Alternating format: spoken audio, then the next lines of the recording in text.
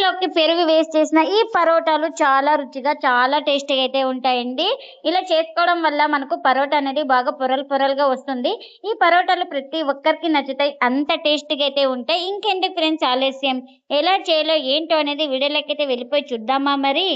ఇంకా ముందుగా ఒక మిక్సింగ్ బౌల్ అయితే తీసుకొని ఇంకా అందులోకి 1 కప్పు పిండి అయితే వేసుకోవాలి. ఇంకా ఇందులోకి రుచికి తగినంత సాల్ట్, ఒక 1/4 టీ స్పూన్ అంత బేకింగ్ సోడా కూడా వేసుకోవాలి. ఇంకా ఇప్పుడు మొత్తం ఇలా ఒకసారి బాగా కలుపుకొని ఇప్పుడు ఇందులోకి పెరుగు వేస్తూ కలుపుకోవాలి. ఒకటేసారి వేయకూడదు, కొంచెం వేసుకుంటూ పిండి మొత్తాన్ని బాగా చపాతీ పిండి ముద్దలాగా వచ్చే వరకు అయితే మనం బాగా కలుపుకోవాలి.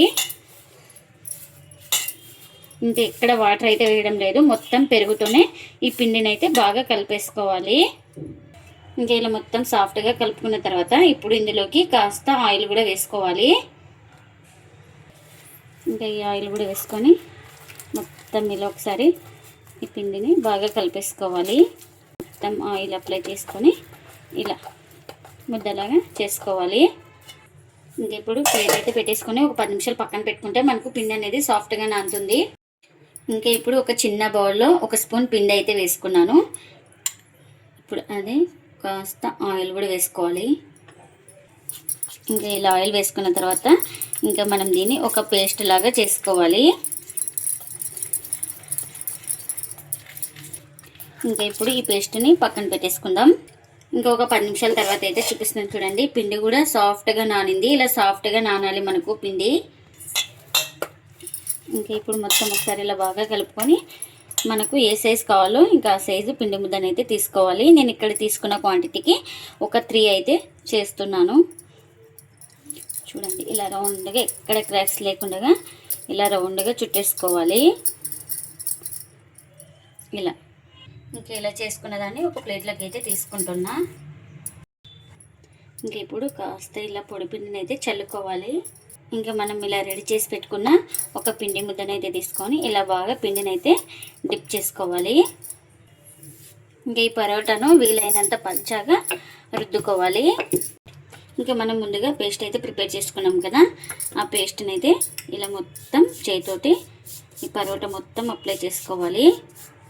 ఇంకా ఇలా మొత్తం అప్లై చేసుకున్న తర్వాత చూడండి ఇంకా ఇలా నైఫ్ తోటి ఇలా కట్ చేసుకోవాలి. ఇక్కడ చూపిస్తున్నాను కదా వీడియోలో, ఈ విధంగా అయితే ఫస్ట్ ఇలా కట్ చేసుకోవాలి 4 సైడ్స్ అయితే. ఇలా 4 సైడ్స్ కట్ చేసుకున్నాక ఇంకా మరి ఇలా మధ్యలో కూడా కట్ చేసుకోవాలి. ఇంక ఇప్పుడు ఇలా కట్ చేసుకున్న తర్వాత నేను ఇక్కడ చూపిస్తున్నాను కదా వీడియోలో ఎలా ఫోల్డింగ్ చేస్తున్నానో సేమ్ అలాగే చేసుకోవాలి.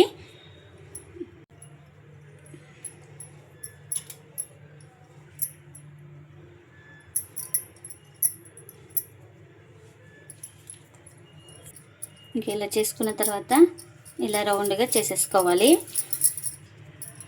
చూడండి ఈ విధంగా ఉండాలి మనకు. ఇంకొక పిండి ముద్దను అయితే తీసుకొని ఇప్పుడు ఇలా రుద్దేసుకోవాలి. అంత పల్చగా లేదు, అంత మందంగా లేదు, ఇంకా మామూలుగా అయితే రుద్దుకోవాలి. ఇంకా ఇలా రుద్దుకున్న దాన్ని ఒక ప్లేట్లోకి అయితే తీసుకుందాం. ఇంకా ఇప్పుడు ఒక ప్లేట్లోకి అయితే తీసుకుంటున్నా. ఇంకా మరొకటి కూడా ఇలానే రుద్దుకోవాలి. ఇంకా పొడి పిండి కానీ ఏం ఆయిల్ కానీ వేయకూడదు, ఇలానే రుద్దేసుకోవాలి.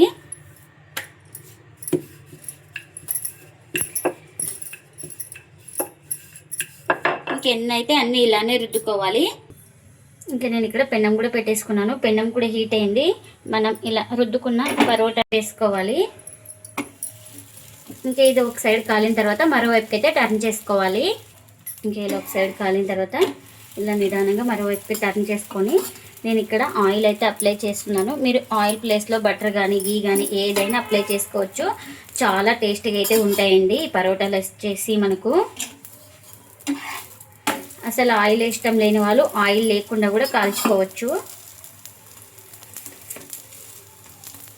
మనం పెరుగుతోనే అంతా మొత్తం కలుపుకున్నాం కాబట్టి పిండి చాలా సాఫ్ట్గా చాలా పొరలు పొరలుగా వస్తాయండి.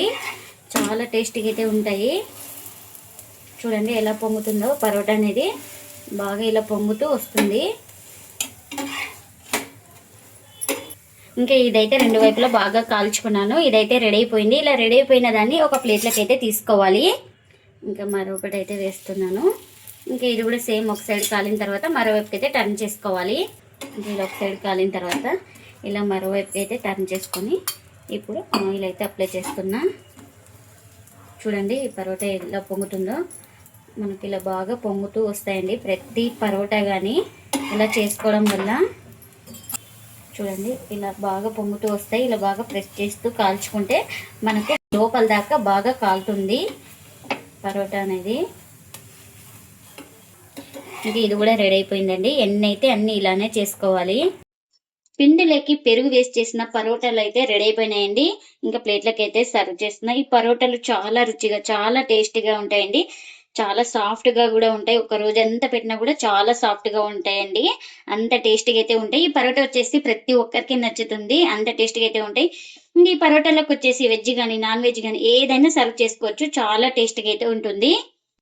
చూడండి ఎంత సాఫ్ట్ గా ఉన్నాయో పరోటాలు అయితే. ఇలా ఒక్క రోజు అంతా పెట్టినా కూడా చాలా బాగుంటాయండి. చూడండి ఇలా పొరలు పొరలుగా వస్తాయో. ఇలా కట్ చేసుకొని చేసుకోవడం వల్ల ఇలా బాగా పరోటా అనేది పొరలు పొరలుగా వస్తుంది. చూడండి ఎక్కడ పిండి అయితే లేదు. ఇలా మీరు కూడా తప్పకుండా ఒకసారి ఇలా ట్రై చేసుకొని మీకు ఎలా వచ్చిందో కామెంట్ అయితే చేయండి ఫ్రెండ్స్. ఇదండి ఇవాల్టి వీడియో. ఈ వీడియో కనుక నచ్చితే ప్లీజ్ లైక్ చేయండి, షేర్ చేయండి, కామెంట్ చేయండి. అలాగే లైక్ చేసి సపోర్ట్ చేయండి friends. Thanks for watching. By by.